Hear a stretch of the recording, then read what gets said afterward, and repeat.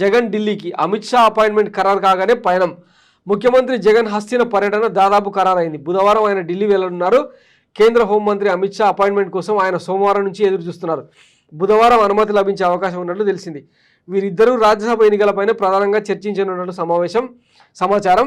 రాష్ట్రంలో టీడీపీ జనసేన కూటమి జోరు, టికెట్లు రాని వైసీపీ ఎమ్మెల్యేల తిరుగుబాటుతో సతమతం అవుతున్న జగన్కు చెల్లెలు షర్మిల రూపంలో మరో సమస్య వచ్చి పడింది. పీసీసీ అధ్యక్షురాలిగా బాధ్యతలు చేపట్టింది మొదలు ఆమె అన్ననే టార్గెట్ చేస్తున్నారు. ఈ నేపథ్యంలో కేంద్రం సహకారం లేకుంటే సార్వత్రిక ఎన్నికలు గట్టెక్కలేని జగన్ ఆందోళన చెందుతున్నారు. దీనిపై మాట్లాడేందుకు హస్తినకు వెళ్లనున్నారు. రాష్ట్రంలో 3 రాజ్యసభ స్థానాలకు ఎన్నికలు జరగనున్న సంగతి తెలిసిందే.